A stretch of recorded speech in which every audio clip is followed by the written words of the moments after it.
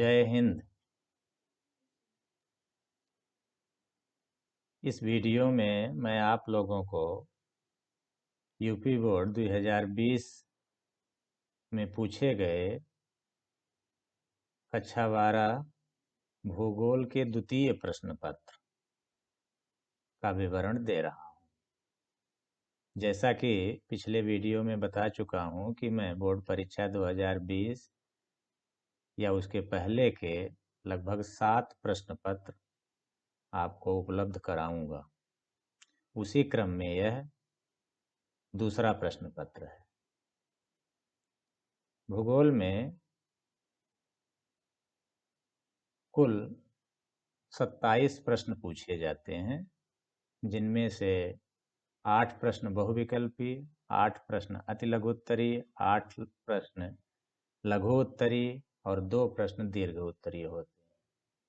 इसी के साथ एक मानचित्र रिलेटेड प्रश्न भी पूछा जाता है, जिसको मानचित्र में दर्शाना होता है और वो 10 अंकों का होता है। बहुविकल्पीय प्रश्न के 1 अंक, अति लघुत्तरीय प्रश्न के भी 1 अंक और लघुत्तरीय प्रश्नों हेतु 4 अंक और दीर्घोत्तरीय प्रश्नों हेतु 6 अंक निर्धारित हैं। तो आइए देखते हैं। सबसे पहले बहुविकल्पीय प्रश्न, इनकी संख्या 8 होती है और प्रत्येक प्रश्न 1 अंक का होता है। तो पहला प्रश्न है, मानव भूगोल की निम्न में से कौन सी संकल्पना प्रकृति की सर्वोच्चता में विश्वास करती है?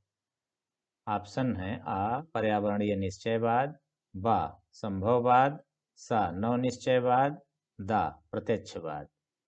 दूसरा प्रश्न, निम्नलिखित में से कौन सा विश्व का सबसे बड़ा जनसंख्या वाला देश है?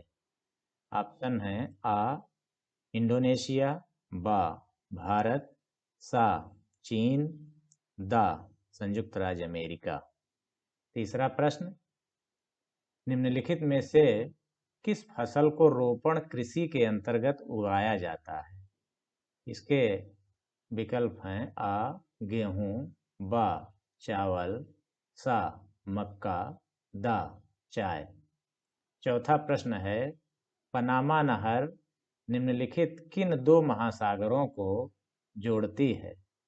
इसके विकल्प हैं आ हिंद महासागर एवं प्रशांत महासागर को, बा अटलांटिक महासागर एवं प्रशांत महासागर को, सा अटलांटिक महासागर एवं भूमध्य सागर को, दा आर्कटिक महासागर एवं अटलांटिक महासागर को।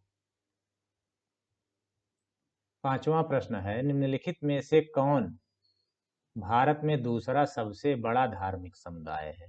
इसके विकल्प हैं आ बौद्ध धर्म, बा ईसाई धर्म, सा मुस्लिम धर्म, दा सिख धर्म। छठा प्रश्न है, निम्नलिखित में से कौन पर्यटन नगर है? इसके विकल्प हैं आ दिल्ली, बा चंडीगढ़, सा प्रयागराज, दा नैनीताल। सातवां प्रश्न, निम्नलिखित में से कौन राज्य भारत में चावल का सबसे बड़ा उत्पादक है? इसके विकल्प हैं आ पंजाब, बा मध्य प्रदेश, सा उत्तर प्रदेश, दा पश्चिमी बंगाल। आठवां प्रश्न है, सेंट्रल रेल मंडल का मुख्यालय स्थित है? आ भोपाल में, बा नागपुर में, दा इलाहाबाद में और दा मुंबई CST में। तो ये 8 प्रश्न आपके बहुविकल्पीय थे। इनमें से जो 4 ऑप्शन प्रत्येक प्रश्न के दिए गए हैं, उनमें से जो सही है उस पर सही का निशान लगाना होता है। दूसरे तरह के जो प्रश्न आते हैं वो अति लघु उत्तरीय हैं। इनका उत्तर 1-2 शब्दों में या 1-2 लाइनों में देना होता है। तो इनके 8 प्रश्न देखिए। पहला प्रश्न है, सांस्कृतिक पर्यावरण को परिभाषित कीजिए। दूसरा, जनसंख्या प्रवास के प्रकारों का उल्लेख कीजिए। तीसरा, कुटीर उद्योग को परिभाषित कीजिए। चौथा, परिवहन जाल क्या होता है? पांचवा, भारत की श्रमजीवी जनसंख्या के प्रमुख संवर्गों का उल्लेख कीजिए। छठा, गुच्छित बस्तियों को परिभाषित कीजिए। सातवां, शुष्क कृषि और आर्द्र कृषि में अंतर बताइए। आठवां, भारत के निर्यात की किन्हीं 2 वस्तुओं के नाम बताइए। अब लघुत्तरीय प्रश्न देखिए, इनकी भी संख्या 8 होती है और प्रत्येक प्रश्न हेतु 4 अंक निर्धारित है। पहला प्रश्न है, मानव भूगोल के प्रमुख उप क्षेत्रों का उल्लेख कीजिए। दूसरा, जनसंख्या वितरण को प्रभावित करने वाले कारकों का उल्लेख कीजिए। तीसरा, विश्व में वाणिज्य डेयरी कृषि के प्रमुख क्षेत्रों का उल्लेख कीजिए। चौथा, विश्व के प्रमुख समुद्री मार्गों का उल्लेख कीजिए। पांचवा, भारत के घटते लिंगानुपात के कारणों का उल्लेख कीजिए। छठा, भारत में जनसंख्या या आकार के आधार पर नगरों का वर्गीकरण कीजिए। सातवां, भारत में जल संरक्षण के उपायों का वर्णन कीजिए। आठवां, भारत में राष्ट्रीय महामार्ग विकास योजनाओं का उल्लेख कीजिए। अब दीर्घोत्तरीय प्रश्न, इसमें 2 प्रश्न पूछे जाते हैं और प्रत्येक प्रश्न का एक विकल्प भी होता है।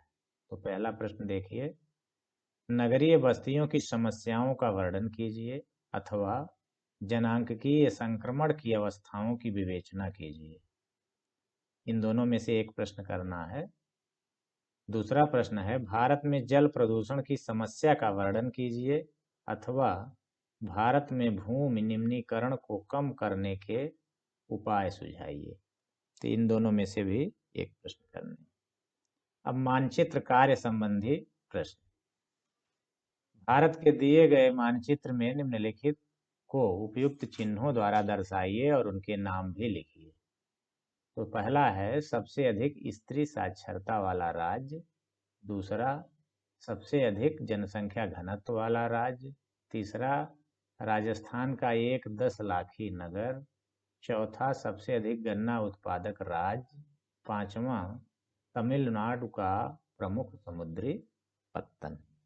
तो ये इनके उत्तर लिखने हैं कॉपी में अपनी, और दिए गए मानचित्र में इनको दिखाना भी है। इस वीडियो में इतना ही। आपको तीसरा बोर्ड का प्रश्न पत्र लेकर मैं शीघ्र ही आऊँगा। Thank you.